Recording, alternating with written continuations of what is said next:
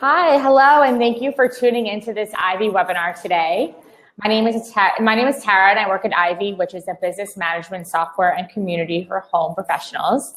And Ivy allows pros to centralize their billing and purchasing and administrative tasks all in one place, including generating customized documents, invoicing and collecting online payments from clients, managing your project calendars and FF&E schedules, and all that fun stuff. And designers also can use our mobile app, which allows you to manage all of your projects on the go. On a weekly basis, together with various industry experts, we host educational webinars for industry professionals to learn about the different ways you can manage your business more profitably and more efficiently. So for this webinar today, I'm really excited to welcome my friend Nicole Heymer to the Ivy webinar stage. Welcome, Nicole. Nicole is the founder of Curio Electro, which is a boutique creative agency specializing in intuitive branding and compelling design. She's also currently serving as the editor of the New Jersey ASID Blueprint magazine. So today, Nicole is here to help you diagnose why your website may not be bringing you the business that you need. So she'll walk you through the 4 key elements that should be in place to effectively bring in leads, the tools and tricks that you need to understand who exactly is visiting your website. And then she'll also help you identify the most common mistakes that may be costing you leads and how you can avoid them. So listen closely. So for the next 45 minutes, Nicole will run through her slides, and then we'll take the last 15 minutes at the end for all of your questions. So to submit a question, just click the Ask a Question tab, which is right beneath our faces here. And we'll do our best to cover all of the questions at the end of her presentation. And for those of you who are not using Ivy, I highly encourage you to stick around for after the presentation so my colleague Risa can jump on and walk you through the Ivy software and show you what we're all about. So without further ado, I'm happy to welcome Nicole. Nicole, thank you so much for joining us today. Thank you. Thank you so much. Okay, guys. Hello. Nice to meet you all, if I'm meeting you. So I'm going to go ahead and share my screen and get started here. Great. So, perfect. Okay.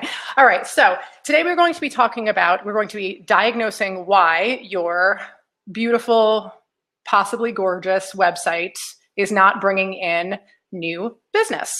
I am, as Tara mentioned, the founder of Curio Electro. I've been working with interior designers specifically on designing and building websites, defining brands, and then working on ongoing content and that sort of thing for about 8 years now. So I have worked with a lot of interior designers, and I understand what kind of challenges you guys face when it comes to bringing in new prospects for the type of service that you provide. So our agenda today is to, number one, we're going to diagnose the reasons why your beautiful, gorgeous, lovely website is not bringing in leads, right? Why things can get a little anticlimactic sometimes with a website launch. We are going to come up with plans of action to address whatever issues we see as we go through the path to see like what is the issue that's happening here.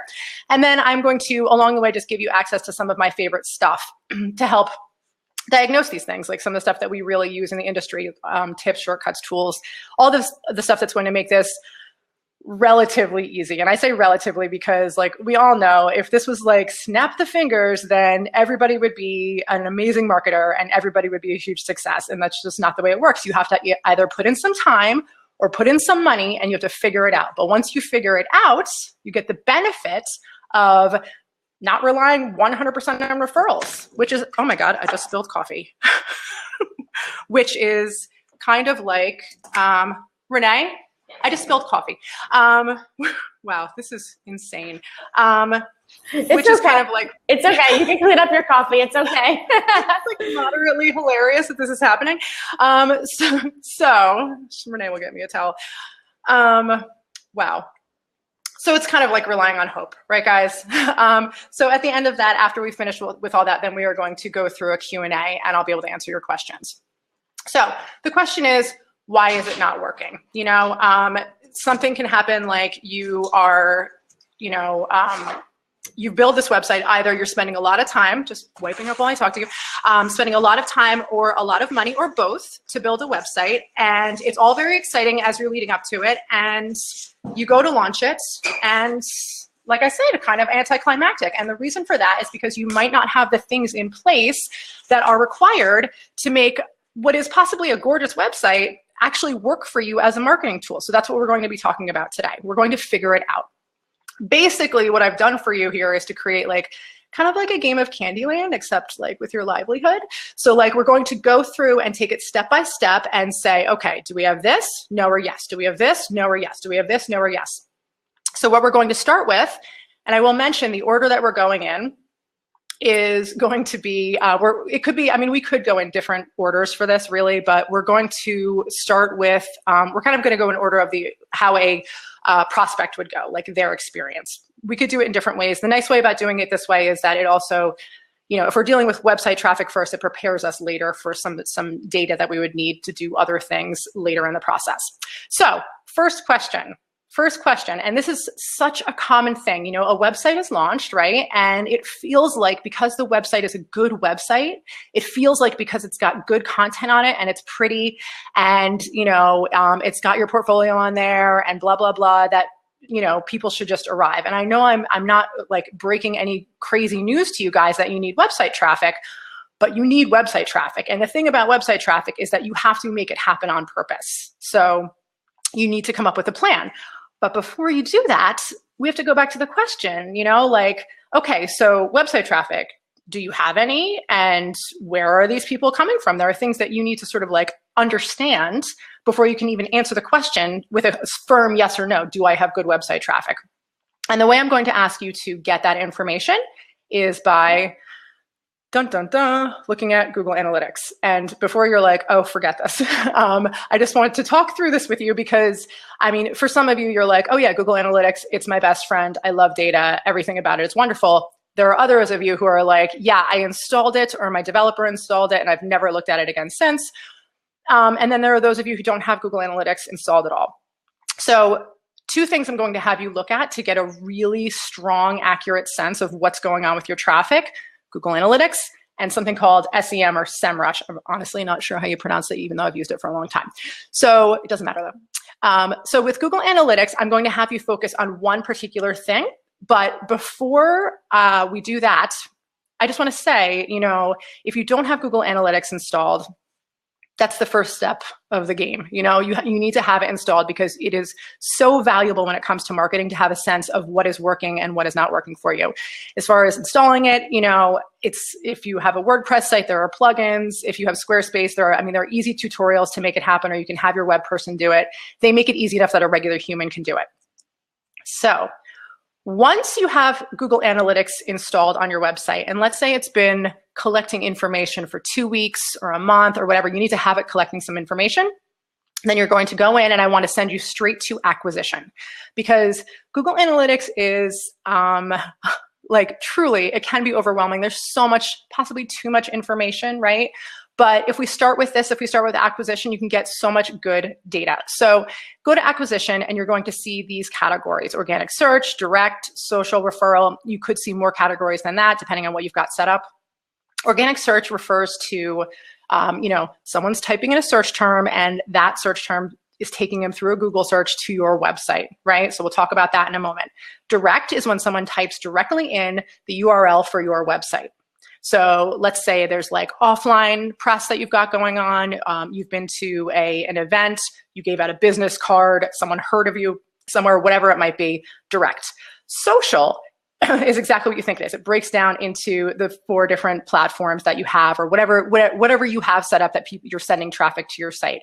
If you click on social, it's going to, and if you click on any of these, it's going to break it down further for you. So taking social as an example, you click on that, you're going to see, you know, Facebook, LinkedIn, Instagram. And I want to imagine a world, right, where let's just say you're an interior designer who focuses a lot on Instagram. I know that's crazy, but let's just imagine it, right? I literally had a situation 2 weeks ago where we're in our discovery process with a designer, and you know, we're looking at her analytics, and surprise, you know, Pinterest in the last month, it was 647 visitors, right? Instagram, 7. So when you see stuff like that, I mean, you have to take a moment and say like, okay, this is data, this is how much traffic is coming. Let me just, at least absorb this and understand what the situation looks like. Now, there's another level to that, of course, like what percentage of those people are converting, what percentage of those people are actually purchasing your services, signing up for your mailing list, whatever it might be. We will touch on that in a little while. That obviously matters. But to start with, how successful are these platforms at sending traffic to your website? It might be something that you have to take a look at and say like, I don't know, let's just get rid of Twitter because it's doing absolutely nothing for me, Backing it up a little bit, I'm sorry, and then we'll cover the last one, which is referral. So that refers to like if you have another blog that has a link to your website, or a vendor puts you on a resource page or something like that, that is a referral link from another website. So that's useful also, like, oh, how much traffic am I getting from these referral sources, right? So to back it up, our overarching question of how much traffic am I getting, that is also answered here. Like as soon as you hit Google Analytics, you're going to see it on the front page of the dashboard. You can specify what timeline you want to look in, but you can see how much traffic am I getting? And there are times that, a designer could be like, well, I don't know, this website is really not working. And it turns out like it's because no one is visiting it. And we can think that's true, but if you see it in hard black and white terms, that's a whole other story. So that's all useful information. But for the organic search piece of this, Google Analytics is terrible at giving you any sort of interesting information. They just kind of say like, you got this many visits through organic search, through Google search, and that's it. They don't give you any information. For that, I would recommend that you go over to SEMrush or SEMrush, whatever it's actually called. So this is they have a free version, and that's what I would advise that you sign up for. And for that, you're going to get the top 10 search terms that people are finding for you. So I just plugged in Kelly Wersler in here just for like an example. So like, oh, isn't that interesting? Yes, she's getting a branded search here at the top. She's number one for her name. That's exactly how it should be. You want that for yourself too. You want people to be searching for you. You want Google to actually understand that you're a brand. That's a good first goal. And then, oh, isn't that interesting? She's getting like massive traffic from the fact that she is number 2 for high-end furniture, right? Or wallpaper, she's number 25, but the volume is so high that she's actually getting quite a bit of traffic from that. This kind of stuff can be very useful to you because as soon as you see that you're like maybe almost like starting to like get some traffic for something, you can go in and make it better, and then really push it to get more. This is all information gathering, right? So between those two things, you have a lot of information about your traffic. But let's say you do all this and you're like, wow, my situation is just not that great. I could really use more traffic. What I would advise you to do is choose 2 sources and focus on those. Don't overwhelm yourself, just choose 2 things. I'm going to give you some examples of, resources for traffic, sources for traffic that you could focus on. So number 1, search engine optimization. It's a really obvious one, obvious but difficult, right? So like this is where you are optimizing your site to be found through a Google search, otherwise known in 2018 as having good content, because that is what SEO is in 2018. So, that's what it comes down to. The best, you can't fool Google anymore. This ain't 2011, like you really have to be putting out the good stuff. And this is where a blog comes in, guys. I know like, you're like, no, I don't have time. But like a blog creates a million different opportunities, landing pages for people to find you for search terms, right? Just like Kelly Wersler, if she did not have a specific page dedicated to whatever one of those things, wallpaper, which she probably does because she has products. But like, if you wanted to talk about wallpaper and try and rank for wallpaper in your area, then, you could do that through a blog post. Number 2, shareable content. So what I'm talking about there is not in thinking in terms of search engine optimization. It's more thinking in terms of like relationships and, like if you were like, all right, I'm going to do a feature on all different features on all my local architects. And then, they're going to share the post because they're about them. And then I'm going to get in front of their potential clients and their, the same target market and that sort of thing. So thinking strategically to get traffic that way. Here's another idea, social media, right? Crazy. So the important thing to highlight here is that with social media, you want to always have calls to action that are very clear. So you want to be thinking in terms of like, we know that most of the conversion, most of the action, most of the buying it's more likely to happen on your website, where you can really educate them and like push through and maybe get them to sign up for your mailing list if they're not ready yet. We'll talk about that in a little while. So you really are trying to get them to your website. Yes, you might get the occasional person that messages you on Instagram or whatever it might be, but the website is the place to be. It's where your portfolio lives. It's the place. So ABL, always be linking. Number 4, networking. This is just to highlight the fact that you guys, you do not need to have like massive, crazy traffic. Like I know before I was talking about like, oh, if you like look at your traffic in Google Analytics and you're like, I don't know, I only had like 7 people last week come to the website. Like, yeah, that's probably not great, right? But if they all came from, show house that you are doing, because you always do show houses, and those are really high quality leads, and one of them buys your, purchases your services, then like, I don't know. I mean, there's a difference in quality of traffic, right? You could get a massive influx from like an appearance on a blog post somewhere that's like vaguely unrelated, or you could get traffic from show houses and it would be like higher quality. So you can think in terms of that sort of like in-person networking as a way to drive website traffic also, definitely. Number 5, mailers. Yeah, I said mailers. And that is because I feel like mailers kind of like, I don't know, I feel like they kind of like just like went from like terrible and like swirled back around to cool again, because people's mailboxes are not as overloaded as they used to be. So if you are, I'll say this, like every interior designer that I know that has done mailers has gotten a clear return on investment on that. That is what I will say. Mailers can work beautifully. If you're sending out mailers to people who just moved that are in the right demographic for you, think about it. It can be really effective. Number 6, press. Again, you always want to have a call to action if you have a press appearance somewhere. Number 7, speaking in workshops, same thing. This is sort of an in-person thing. People are focused on you, kind of like what's happening right now a little bit.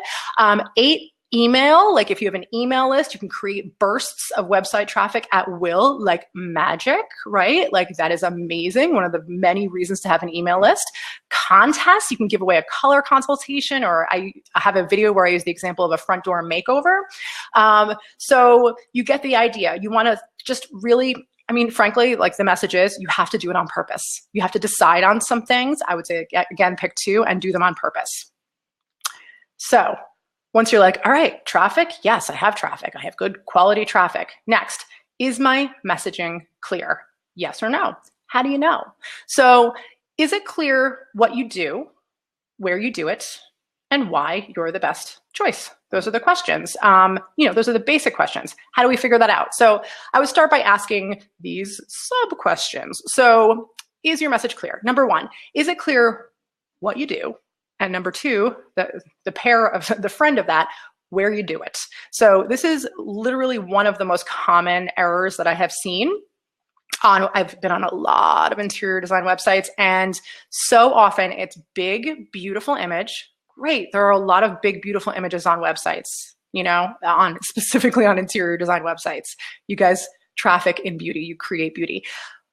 But how many times have I had to dig because I literally could not find where they were located? That is crazy bonkers.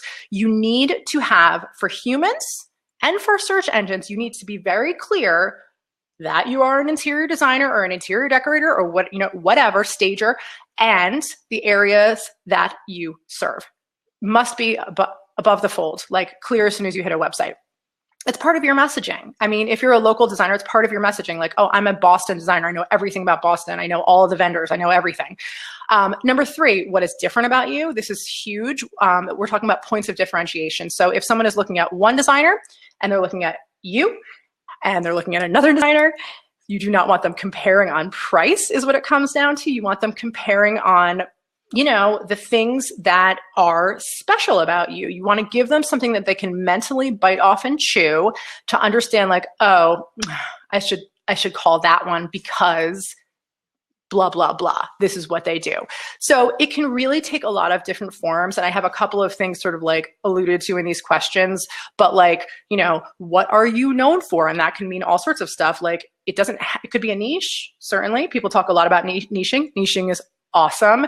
It could be a niche. It doesn't have to be a niche. It could be that you're known for like amazing, truly amazing service. It could be that you are known for, do you work with a specific type of client? You know, like, I mean, or on a particular type of room. I know someone who specializes in library design, you know, like, is it that you're a kitchen designer? Is it that you work specifically with clients who are business owners or who are, you know, dual income, no kids or with kids or a specific age range or, you know, aging in place or whatever it might be? Do you offer a particular aesthetic?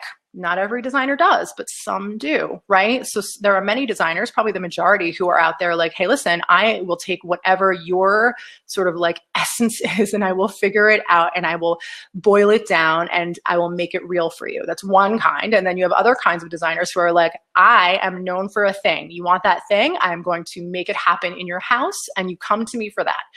Which, are you one of those designers? Are you known for a particular aesthetic? What words do clients constantly use to describe you? Like, think about that. Is there something about the experience of working with you that is notable? That is something that is like worth talking about? Is there something special about your process? And don't we all know that there are a million ways to skin a cat? I don't think I've ever said that. Skin a cat.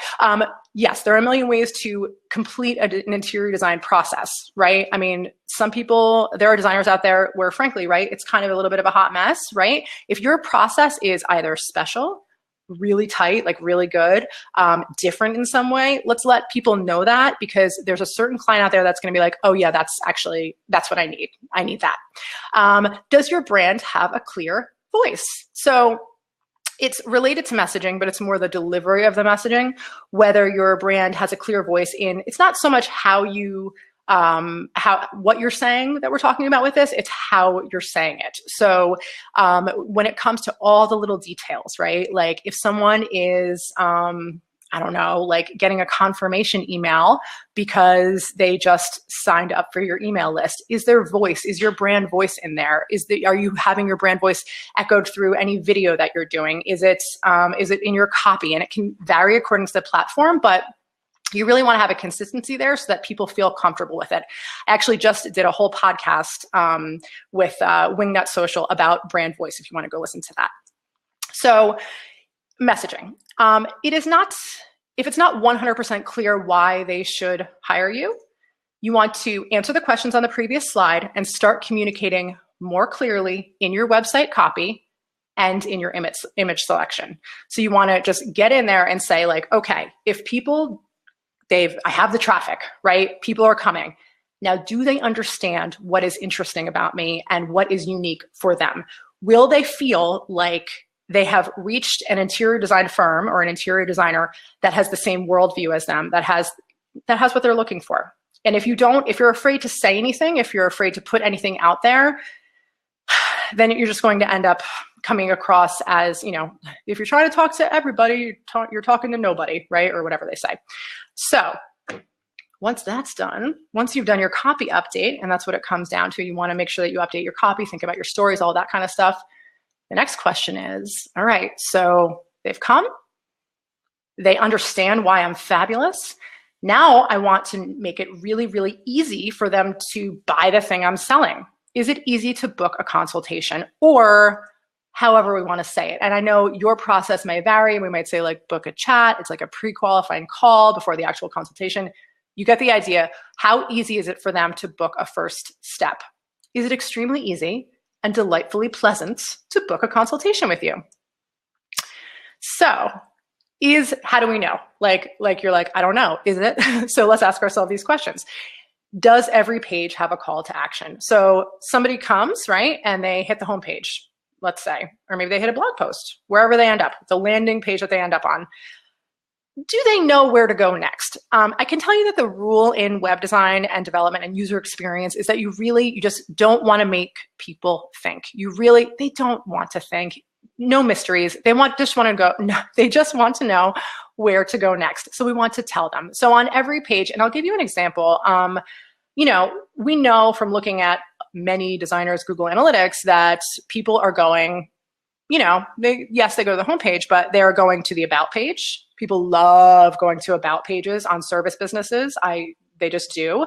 And then they are also going obviously to your project section, right? So those two things, if you don't have a clear call to action on those two things for the person who's like, oh yeah, no, I just read this about page, I'm in, or I just looked at all these projects and I'm totally in, what do I do next? If you don't have a clear call to action for like the next step, a nice easy button for them to like do the next thing, you're missing out on opportunities. Tell them what to do next. Is it clear how they can start working with you? So sort of a subset of this question. Okay, so call to action, great. Let's say it's just a contact us page. What we don't want is for someone to hit a contact page and find a contact form that has name, email, subject, and message. You guys know that, like the default contact form thing? Please, like it just doesn't make sense, right? Like, I mean, you're asking a lot of these people, they have to like make up a subject line. Like, I don't know, what is the subject line? They just want to work with you. They don't know what's going to happen next. They don't know when you're going to contact them. They don't know what happens, what they're supposed to do. They don't know what they're supposed to write in the message area. So that's not great. You want to really be direct about like, okay, so hey, person who's on this website, go here, do this, and then this will happen. Go here, schedule a phone chat, and then I'll tell you all about our consultation process, for example. You want to be very, very clear. Does your website work like a charm on mobile? I mean, I know, guys, again, this is not earth-shattering news, but you do need to have a website that works really, really well on mobile and on tablets and on any device ever in 2018. If you don't, you are literally just letting business fly away. You really are. You just have to have it because, I mean, again, this is something we can look at Google Analytics and see what percentage of your visitors are coming through on a mobile, and then what percentage of those people, if you're not responsive, if your site is not responsive, are just flying away. I know a good percentage of you are like, move on. Of course my site is responsive, but if it's not, you got to do that. Are you being contacted via your preferred method? So, you can be vague on your contact page. You can just be like, here's contact information, and that's a common thing to see on a contact page, contact information. But really, again, it's the same idea. You're really just trying to take them down a path. They arrived here, they understand what's good about you. Now tell them how you want them to contact you. So it could be that you prefer that they fill out a contact form because you like to gather a certain amount of information. It could be that you want them, like, for us, we want you to book a call, right? It could be that you like to have your phone ring, like whatever it might be, make that the most prominent thing. So if you're not so sure that you've cleared a path for your website user, let's try and fix that, right? So we've asked those questions and maybe you're like, I don't know, things are like less than ideal.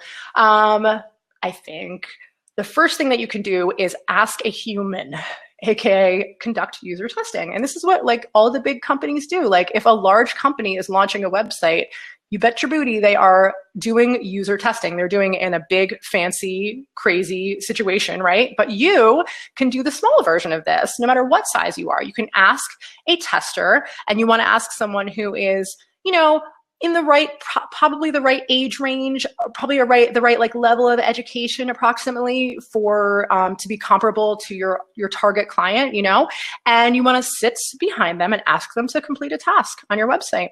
So you could say, all right, view my projects and then contact me and see how they do. Are they clicking in weird places? Because I can tell, I know you're going to be like, no, of course they're not going to click in weird places. They might click in weird places. It is shocking how much information you can get from this, where you'll be like, whoa, I cannot believe that human beings think you can click in that spot for some reason. It's bonkers. So it might be that they're not sure where to go. It might be that they're slowed down by your contact form because you're asking like too many like hard questions. It might be that they're unsure of what will happen. You can talk to them when they're done and ask them how that went. It can be very illuminating. The non-human way to do this, another thing that you can do to test how people are doing, how people are handling your website, and whether it's all like, whether you're sort of like getting in their way, is to install a heat map. So this is a screenshot of a heat map that we installed a few years ago on a client. We had launched this site recently. I can't remember the reason that we were like, let's install a heat map and see what's going on. So we installed the heat map. This is on their shop page. They have a retail shop. And you can see, so what happens is we install this piece of code on the website. In the same place, there's like a piece of code that you install that you drop into. It's called the head tags of your website for Google Analytics. You drop this code in the same place. If you can find the Google Analytics place, you can find this place. So you drop it in. There's a dashboard. There are multiple options for heat map. So this one's called Hotjar.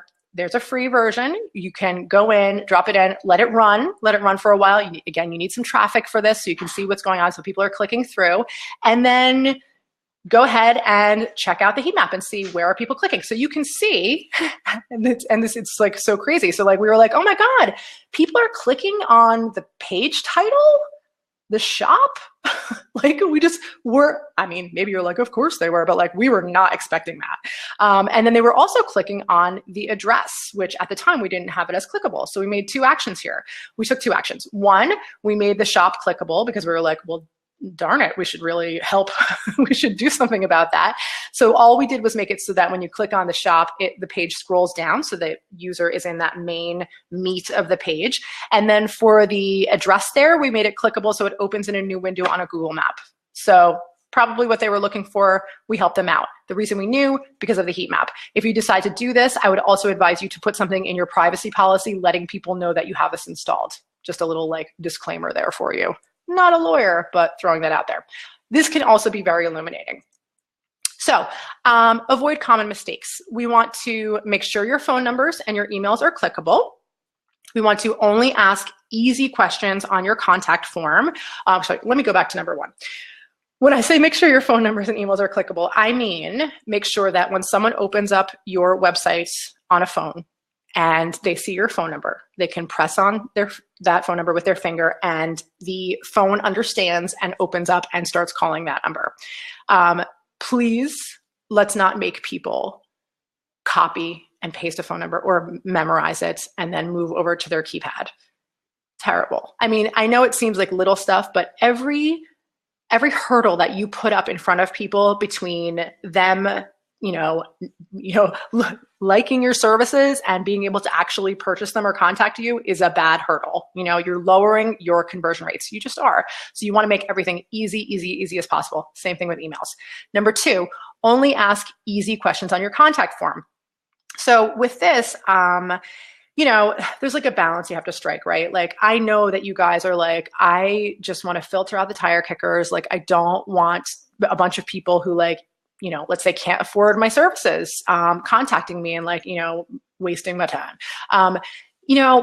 Like I said, there's a balance. You don't want to ask questions on a contact form that are difficult. And by that, I mean specifically what's your budget, for example? Some people who've worked with a designer before, they might know the answer to that question, but even for them, it's a little bit difficult. It requires a little bit of explanation, a little bit of conversation. That is a tough one to ask when you don't even know someone yet. Just my opinion.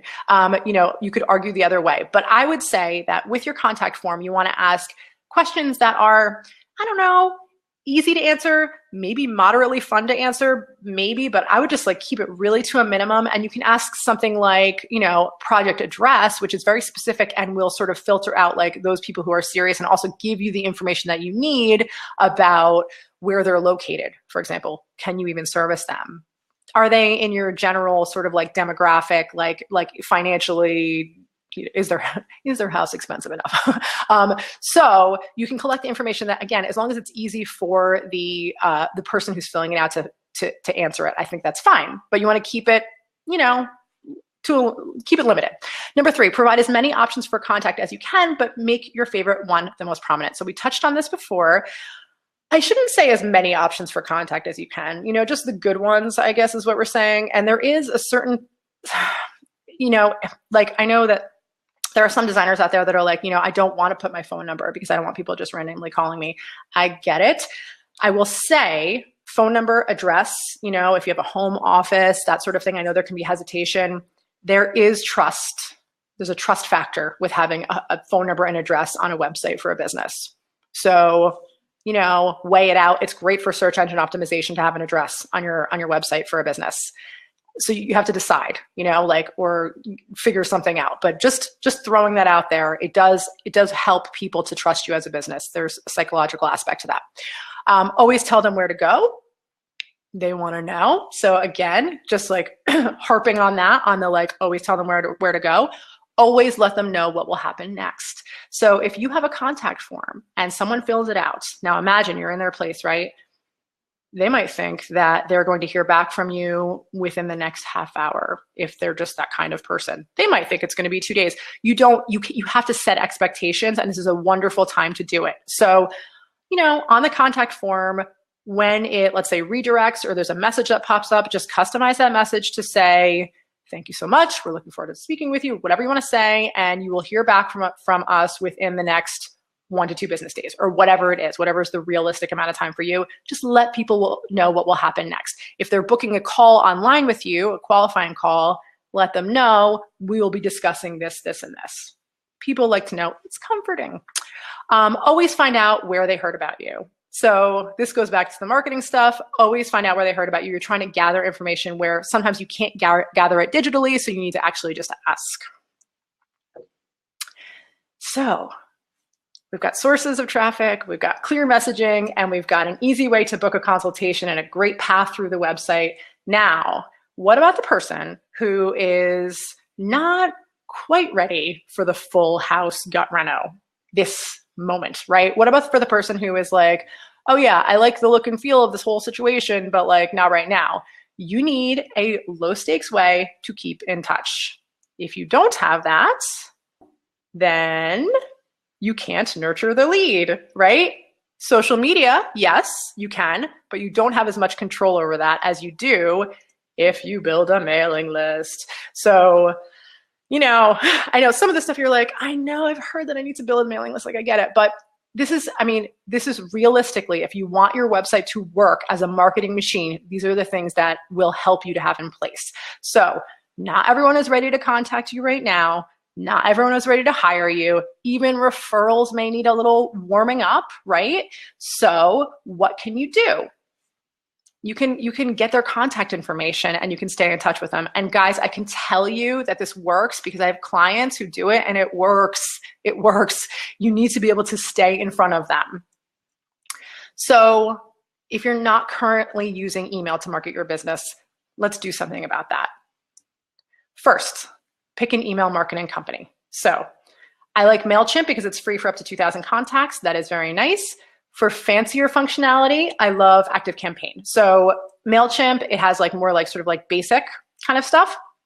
ActiveCampaign we use when we want to kick it up a notch. It's got like if this then that capabilities. It's more like marketing automation. So as soon as you start to get into having like let's say multiple lead magnets, so like multiple, for lack of a better word, bribes to get people to hand over their email and get on your list, then you want to maybe consider going to something like ActiveCampaign where you can tag contacts, and like if we tag them this and they get this little nurture series, and if they do click on this, then they get that, and you can get super, super fancy, but no need to get overwhelmed if you don't have anything right now. If you don't have anything right now, just start by using MailChimp. Start with something simple. But I want to just get across to you that truly the possibilities are endless when it comes to getting people's email addresses out of their hot little hands. So just to like get your minds just sort of like fizzling and bubbling in thinking about this. Checklist or toolkit. Yep, that's one of the ones that you see out there a lot, right? So like if you give us your email address, we'll send you a checklist of our blah, blah, blah. You want to think in terms of, and actually, let me just take a moment. With all of this stuff, you want to think in terms of going back to your messaging, going back to what is special about you, going back to your target clients. Those things are where you get the ideas for your lead magnet, for the thing that gets people's email addresses. You think in terms of like, what does my target client really, really want? What are they going to get like crazy FOMO about if they don't have it, if they leave this website without actually signing up for it? Because let's face it, guys, no one is like dying to give out their email address, right? They have to really get a good feeling about your brand, hopefully, and or you have to offer them something that they're like, oof, I really need to know what that is, So checklist or toolkit, a resource list. And like think, guys, also think in terms of local, because if you are a local business, which most interior designers are, not all, but most are, then if you really embrace the local, I always advise people to just really become the go-to, the interior designer in your city or your area, your county, whatever it might be.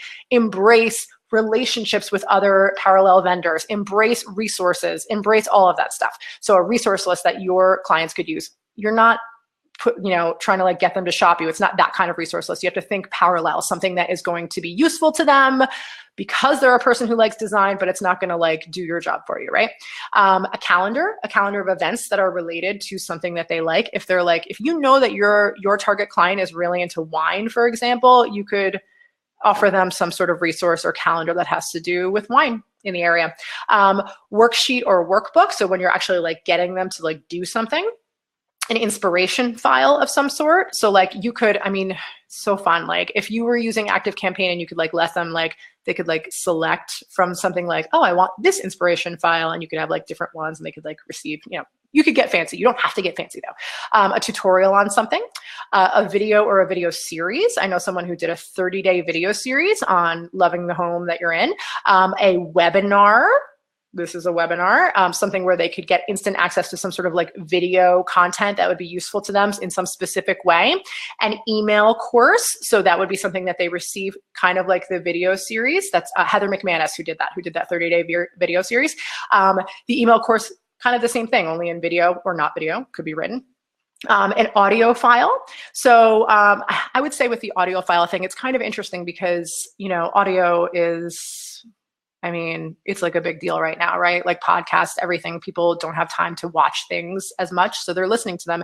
And I'm not seeing enough, in my opinion, audio lead magnets, audio bribes to get people's email address. Who knows? I know you're but I'm an interior designer. We're very visual. And I understand that objection, but I feel there's got to be a way around it. And it's all about being innovative. So there's got to be something. A sample chapter. Did you write a book? Send people a sample chapter from it. The promise of great content. So if you were listen, yes, I get that I need an email list. I get that I need to start signing people up. I do not have a thing yet. Then you can just promise them great content. You just have to understand what kind of content you're going to be selling. Not selling, sending. So for example, the skim, that is just an email list. People sign up for that, not because they get sent something when they sign up because they want an email every day or whatever it is, right? So think in terms of that, it could be that you're I will send you blah, blah, blah every week. And if it's something good and truly useful, then yeah. And they like your brands, then yeah, that could be a way to get people to sign up. I will tell you, it is a little bit easier to get people to sign up for things with a promise of something immediately. But, even not always, because it depends on the brands, take Luann Nagara, lots of people signing up for her email list, even though she's not, because they just want to receive the podcast information every week, right? It's the promise of great content. Quizzes do very well. Constant, consistent signups with quizzes. Quizzes are great. Content upgrade, which is when you have a blog post, for example, and let's say you're yada, yada, yada, teaching you about a thing in the blog post. If you want the checklist version of this, or if you want the expanded version, or if you want the full guide, enter your email address and we'll send it to you. That's called a content upgrade. So that's the kind of thing where you can have a lead magnet that just integrates on a particular page. Contests, there are all sorts of online things and plugins where you can get a gazillion email addresses by running a contest. There's a lot to be said here about top of the funnel versus bottom of the funnel, meaning you can get a lot of people with a contest, right? You got to make sure it's very targeted as much as possible, versus a bottom of the funnel thing, which would be how we work. The next example, something where you're we will give you a behind the scenes, detailed, something about pricing or whatever it might be about how we work. Put in your email address and we'll send you sort of the next level of information. You're not going to get a lot of signups for that, but they're going to be very, very bottom of the funnel, very close to purchasing your services. A discount or a special offer. What's the classic? Coupons, right? Sign up for our mailing list and we'll send you 40% off your first order or something, right? Not usually used for interior designers, but guys, let's, right? Think outside the box sometimes, right? A waiting list for something. whatever it might be. Hopefully that's like enough stuff that you're like, okay, I got it. I can think of some things. Any website platform works for this. WordPress, Squarespace, Wix, etc. all allow you to embed contact forms that connect to an email marketing platform. So anyone can make this happen. Yes, there's a little bit of a learning curve if you like are doing this yourself and you haven't done it before, but truly you can absolutely make it happen. These platforms are built for this now. So it comes down to these questions. Number one, traffic. Is there traffic to my website? Are human beings finding the website? If they're not, we need to do something about it. Number two, messaging. Is it clear why they should hire me instead of another option? If it's not, we need to do something about it. We need to clarify who I am, what's special about me, where I work, you know, why I do it, like all the stuff, all the things so that people get it. Number three, is it clear what they should do and what will happen next? Can they easily carve a path through the website easily and book a consultation or whatever the main call to action for the site is? Am I stopping them in any way? Am I telling them what's going to happen? Am I letting them know what's going to happen after that? Is it all an easy path? And then lead nurture. If they don't want to hire me right now, can we keep in touch? Do they have a way of keeping in touch with me? Can I nurture the lead? Because that is what companies do. They nurture leads because not everyone wants to buy right now. The goal is to make it blissfully simple for them to find you, understand your value, hire you, and stay in touch with you. That is what makes a website work. Thank you. And I guess we'll take questions now. You can find me at curioelectro.com. All right, so I'm going to unshare now, Tara? Yes. Is that? Yes. Okay.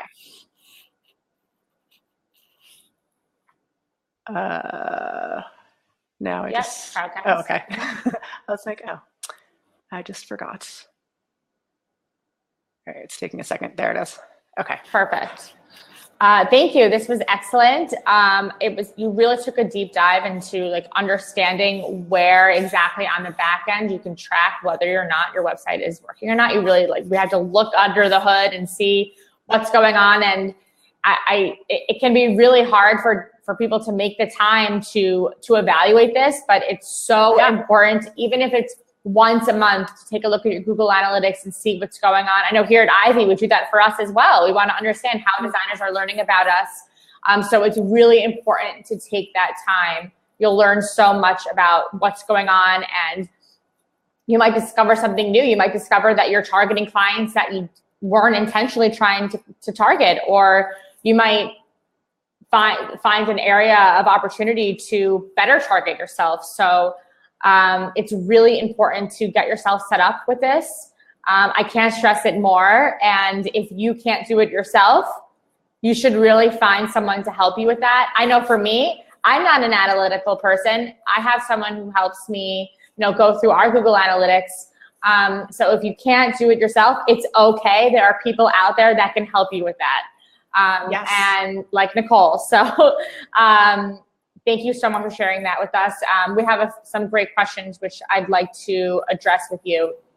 So you were saying that you need to make it very, very easy for a website visitor to be able to contact you on your website. Mm-hmm. I think that there are many different theories about what's the best way to contact you, but not only contact you, book that consultation. And there can be a lot of back and forth if you just put your email address on booking that consultation. Scheduling is time consuming. That's time that could have been better spent on actual FaceTime with a client you're working with, or sourcing as a design center, something like that.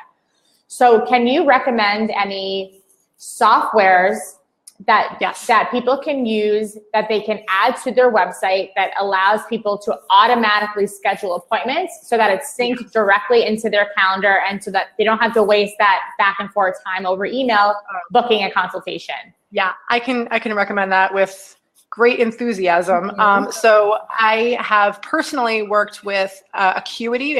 Acuity is amazing because it has, from what I know, the most functionality. Like you can have people pay when they're booking very easily, and you get paid through Stripe, and it's all really lovely and convenient, and for a very reasonable price. It's like $10 or $15 a month, and worth every penny, because as Tara just said, You save so much time on the back and forth. I find that it works well for qualification calls, for those pre-calls that you do before you actually schedule the, let's say, the paid consultation or whatever it might be. Because for that, people often want to like look on their schedule and, you know, work it out. They're going to be traveling or whatever. But for booking those calls, you cannot beat it. And then I also like Calendly because it's pretty. We use Calendly. I love Calendly. Yep, it's great. Yeah, it's good, right? And I will. Yeah, I'm sorry. Go ahead. No, you go ahead. So as far as like getting it set up, like it could not be more easy to set these up because they're not necessary. Yes, you can embed them on your site, but you don't have to. They can just open in a new window. So it's literally that you're putting a link on your contact page. Try and make it a button so that it's like the most prominent thing on the page. But it's just go sign up for an account, get the link, and then put the link on your contact page, and then just put some verbiage there that's like, hey, do this, and let them know what's going to happen. Great. And so on the topic of getting people to submit their email address, you went into all of the creative ways that people will need to submit their email address to either access a webinar or read a blog post or something like that. How exactly, technically, can you set that up if you're not a web designer yourself? Like what does it take to get this set up? Oh, this will only take a minute. So the basic idea, the easiest way, and a person can do this. Let's say MailChimp, if you are delivering a thing. So, all right, so how can we say this? So you can embed there are plugins, there are different like embed codes that you can do to embed the contact form, right? So you go create it on MailChimp, like here's the form, right, that I want people to sign up for. And I'm going to embed it on my website, right? Relatively easy to do. I know it sounds a little intimidating, but relatively easy to do. You can use a plugin, maybe whatever, right? So then the delivery of the thing comes in probably the second confirmation email, because technically you do want to do what's called a double opt-in, which is when people confirm their email address. It is best practice. It's a requirement in some areas. Like you really just need to do that. So once they have confirmed. And by the way, I think you should customize that confirmation email, make it look super sexy and branded. That's important. Don't make it look generic. You can do that in MailChimp easily. And then you're going to say, yes, MailChimp, I do want the confirmation email. And in that confirmation email, you can deliver the goods. So you can either deliver a link to something, you can deliver a link to a PDF and like embed a picture of the PDF. So it like is like very clear. Here, click on this, and then it'll download. That's where you do it. And then as far as linking to the PDF, the technical aspect of that, you would upload it to your website. So it lives on your website, and then you're just grabbing the link for the PDF from the website. If that makes sense, if that's like really clear. Yeah. Okay. Was that helpful? Yeah, no, it really is. And it can feel really technical to some people. I mean, I know to me, it sounds super technical. So I think that's why it's really important to be able to book a consultation with someone like you who can kind of go into more detail about how these things can get set up. Again, these are not things that you have to do on your own. Going into this next question, marketing in general for your firm can feel like a full-time job, and it could be, but there are many people who are not in a position to hire a person full-time to focus on marketing.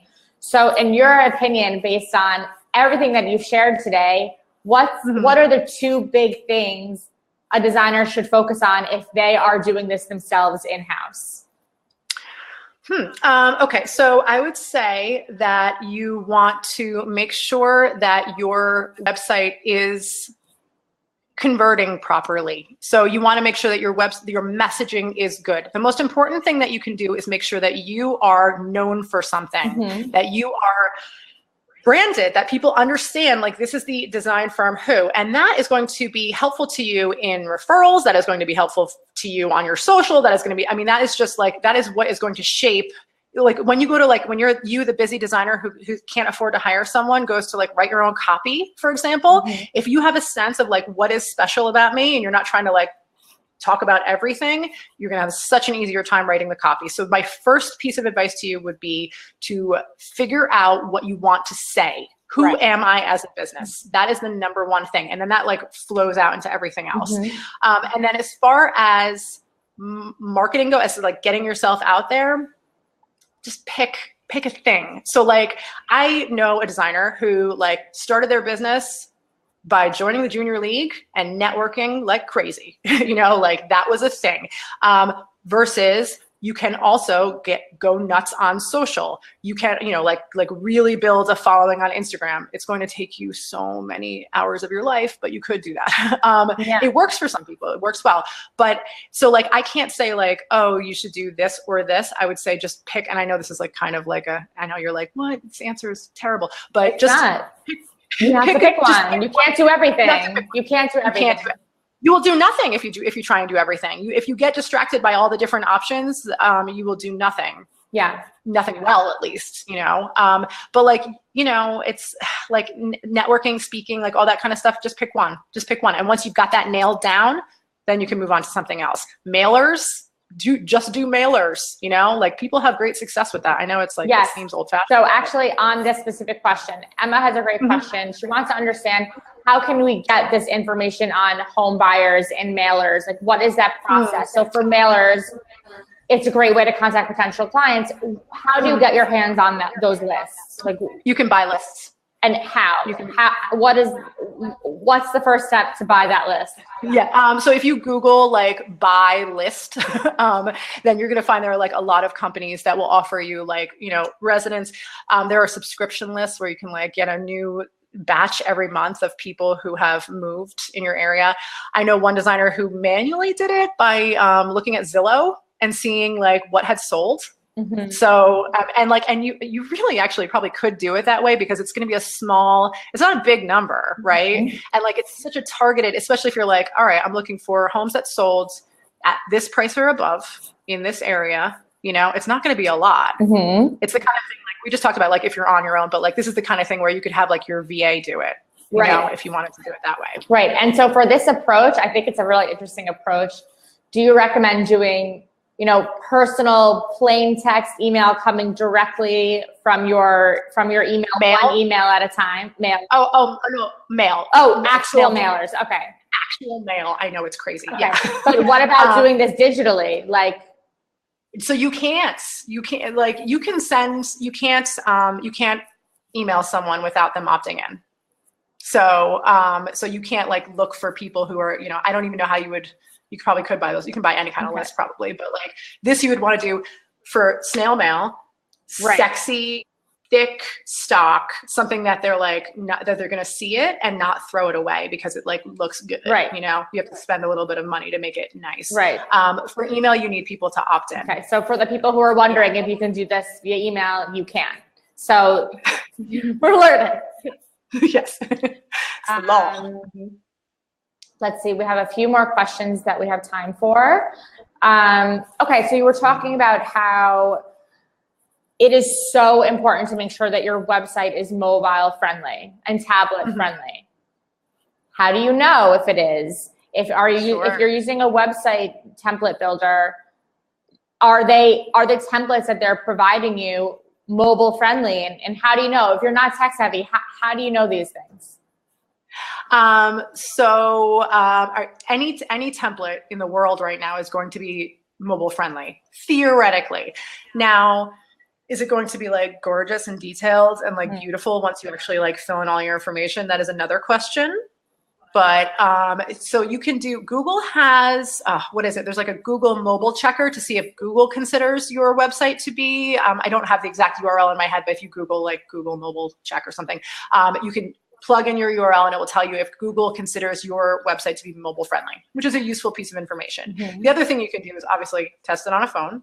And the other thing you can do, which is like the first thing that you should do, and then even just if you're like on a desktop, you can just close your browser down so it's narrow. And if a website like and like breaks down so that it like is mobile friendly, like you can see that there. I mean, most of the time you can see it right in a regular browser if you just make it narrow. But yeah, I mean, the reality is that like, yes, you're going to, let's say you buy a theme and you install it. There are going to be times when it's just not detailed and beautiful. And like, sometimes it can help to have somebody customize it. But for the most part, if you keep it simple, what you're doing, it should work out okay. Like Squarespace, it should be fine, if you're just putting in regular content. Okay, great.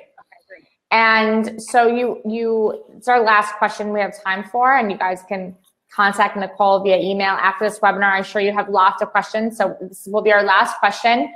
Nicole, you mentioned that you have the ability to install a heat map to your website so you can understand where exactly people are clicking and showing interest on your website. Can you explain to everyone a little bit more about what a heat map is and what are some programs you can use to install a heat map extension on your browser so you can do this yourself? Sure. So it's actually not a browser extension. It is just in the same way that you embed a piece of code to install Google Analytics, you would embed a little piece of code to install a heat map. So Hotjar is an example I gave. There are other companies that do it. I've used Hotjar because it's like, you know, there's a free version of it, so you don't have to pay anything for it. So if you can drop a piece of code, cut and paste into the head of your website, and I know I might be speaking in kind of technical terms, but that's just the way it is. Or get someone, or get your web person to do it for you, and then sign up for an account, or first sign up for an account. Then you let it run for a little while, and it's going to give you that sort of like, you know, it looks like an infrared, right? And it's going to show like where people are clicking. And the other thing it shows is how far people are scrolling down. So like if you have a really long sales page or something, then you get to see like when people kind of like drop off. So it's cool. It's just cool. What was the other? Was there another part of that question? No, just understanding more what a heat map is, which you touched on, and just some examples. I know you mentioned Hotjar. I think there's another one out there called Crazy Egg. Which you can use as well. And if you're not super tech savvy like me, these are really easy to use, and there are free versions, so you can get a basic understanding about where people are clicking, which is important for you. Yeah, you will be surprised. Yeah. Guaranteed where people, right? Have you, Tara, so you've dealt with them? I've dealt with them, and it's so interesting to see. Fascinating. And you don't always see what you expect. So it's important. I really, really stress that it's important to just one day of your month, take the opportunity to review your Google Analytics and your heat map, see what's going on, and then you can see how you can improve in the months to come. It really shouldn't take more than a couple hours of your time per month. Give yourself 3 hours per month. Just start with that, 3 hours per month. Yeah. And that's a good suggestion. Yeah, and, 3 hours per month. Yeah, you have to start somewhere. So Nicole, thank you so much. This is all the time we have for you today. I really hope we can see you another time soon. If you have other questions, Nicole shared her email address, but we will share her email address in a follow-up. And yeah, thank you for joining. And Nicole, we'll see you soon. Thank you so much. All right. Thank you so much. Bye. And for those of you who are designers who are not yet using Ivy, you can stick around. I'm going to invite my colleague Risa on, who is going to show you how you can use Ivy to manage your business. So just give me 1 second as I add her.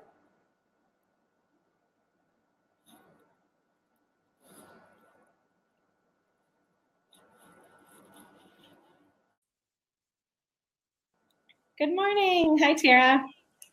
Hi. How are you? That was a good. How are you? With Nicole. I'm joining you from Orange County and the Japanese breakfast milk. It's beautiful. And I'm really excited to introduce everyone to Ivy and kind of share a couple steps that I recommend in order to run a profitable interior design business. So I know Nicole touched a lot on a lot of technical stuff and very beneficial in terms of growing your business. But first things first, you need to also have your project management efficiencies set up and really be able to communicate with your clients in a professional way with branded documents. So there, insert Ivy. Let me go ahead and share my screen with you. What I'm talking about. So you should be able to see my screen right now. And there's a couple things that I highly recommend when you're deciding to start your business or you're looking at your business and you really want to go and take your business to the next level. First things first, tracking your time. Ivy allows you to track your time on the go. We have a beautiful, awesome Ivy app that you can use on your phone, or you can track your time from your computer.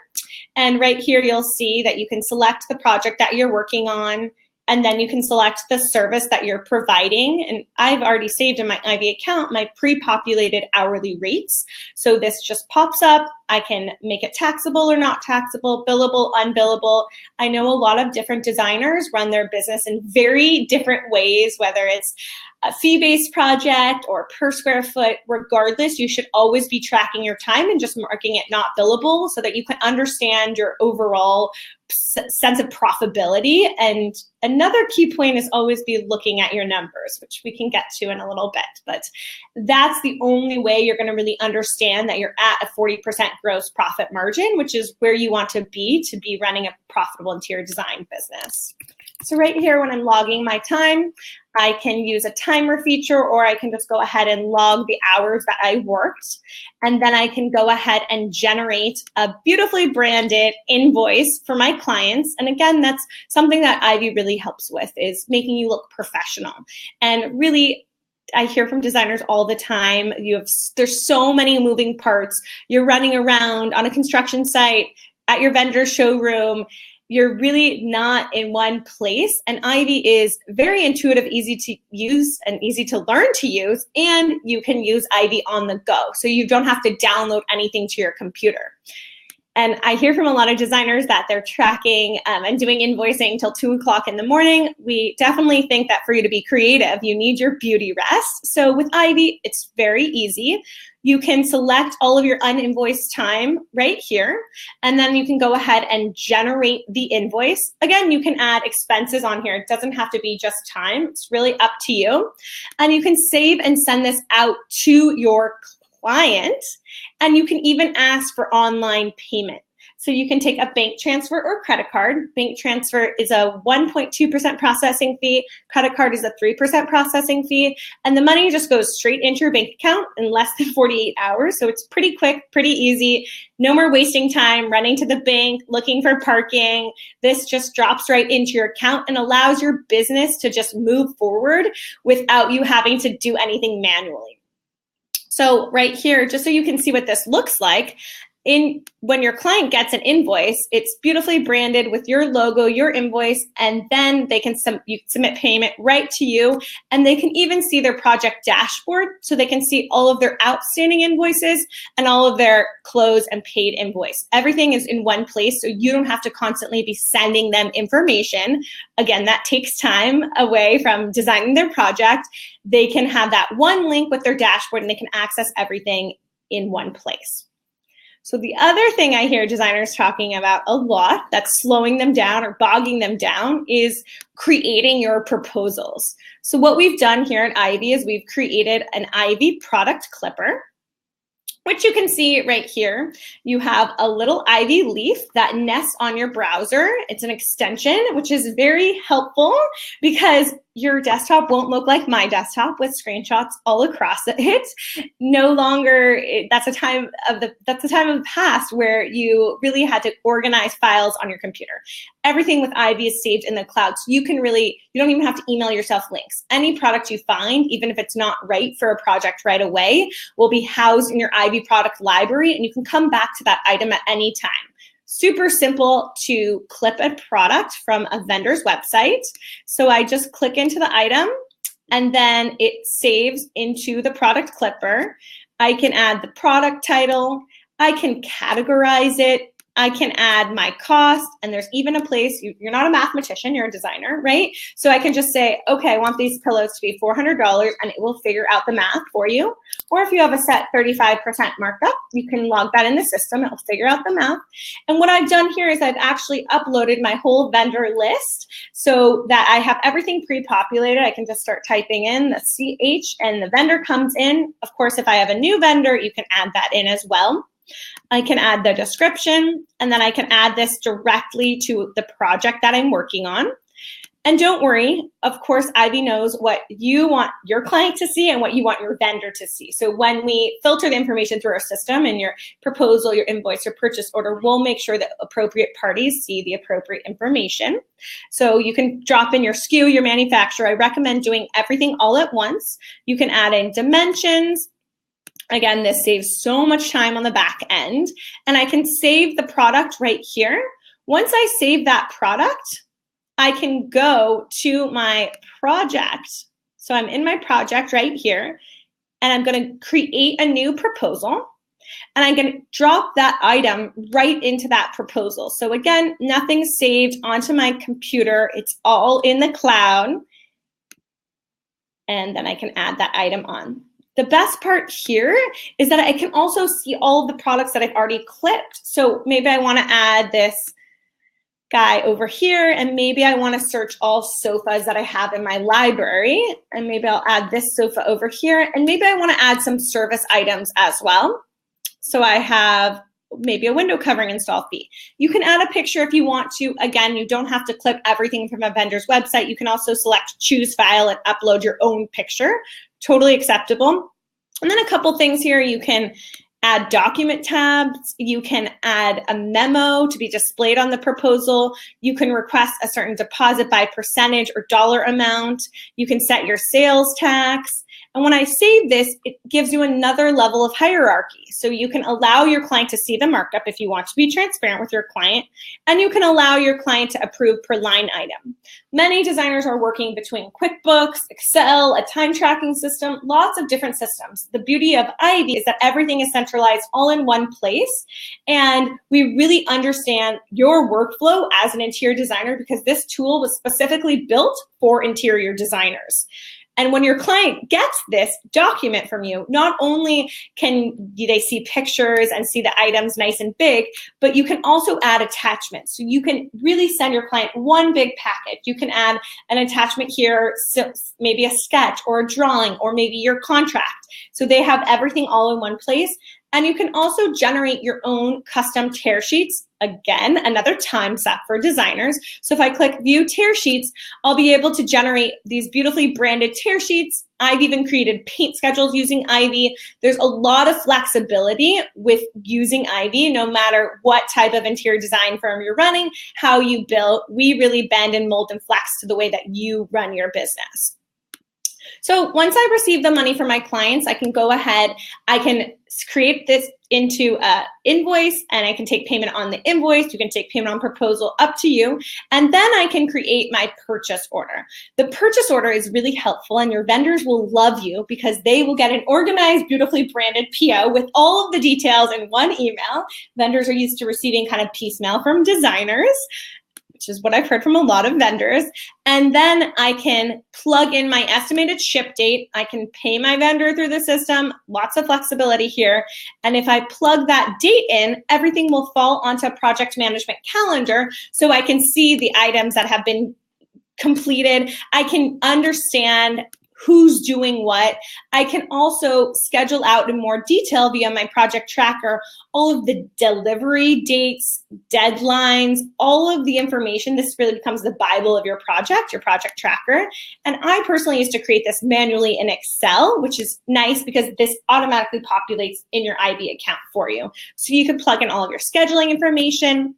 You can assign it to somebody on your team. You can add a sign mark. You can add any notes. Vendor said item is delayed. So everything is really all in one place. Anybody can pop in here, any one of your team members, your design assistant, your virtual assistant, you, and know what's going on with that install and make sure that everything is set up correctly. The biggest pain point I hear designers talking about is the procurement process, where they really lose money and they lose time. So Ivy really helps streamline this overall process for you. Couple other features I want to show you quickly before I let you go is that you can upload your clients, upload your vendors. This is your product library. Again, you can save everything in one place so you can reuse items. Very, very convenient. And another big thing to make sure you are running a profitable interior design business is constantly looking at your numbers. Make sure, some designers don't have time. They don't know how. They're using Excel. They don't have a way to pull their numbers together. With Ivy, you can pull reporting. And the best part is we do integrate with QuickBooks Online. It's a one-way sync from Ivy to QuickBooks Online. So you can be doing your thing in Ivy, and your accountant or your bookkeeper can be working in QuickBooks. Again, it's a one-way sync. We only integrate with QuickBooks Online, and we do recommend the Plus version that will allow your POs to sync over as well. And then the last piece that I wanted to touch on, and Tara talked about this, is the community piece of Ivy. So not only are we a business management tool, we provide you with lots and lots of education, like today and bringing Nicole in. We have in-person events at Market. We're working on some exciting stuff for 2019. We have these industry webinars. We also have a private exclusive Facebook group that you can join only if you're a member of Ivy. And we give you this Discover section, which is our curated network of service providers. So if you need help with 3D renderings, or you need a bookkeeper, a business coach, these are all vetted through the Ivy system. And one thing I would love to add into my list of creating a profitable business model is don't forget that you can outsource. If you can't afford to bring somebody on full time, it's okay. Outsourcing is great. Let's say you have somebody bringing in, doing your 3D renderings, and they're billing out, you're paying them $75 an hour, but you're billing out to your client for $150 an hour. You're still making a margin there. So we really want to help train your brain and your mindset to really think outside of the box and really leverage our community to help you take your business to that next level. The last thing that I wanted to say is that once you do decide that you want to try Ivy out, you get a 30-day refund, so you can try it, no problem. And you'll also get a dedicated account manager. So, and you know, we are real people behind the scenes, but it's awesome because you have a person to ask all of your questions to help you get started, to help you get rocking and rolling within Ivy. And it really allows you to know that we have your back. So thank you again for joining us today. Go ahead and click the green button below to get your Ivy demo with one of our Ivy gurus. I'm actually down here in our office and hanging out with a lot of our Ivy gurus, learning and seeing what's happening, and we're super excited. 2019 is right around the corner. We have lots of events, so stay tuned. If you have any questions for me, go ahead and shoot me over an email, Reisa, R-E-I-S-A, @ivyy.co. We'll drop it into the comment section for you as well so that we can answer any further questions. Thank you so much, and we will see you soon. Bye.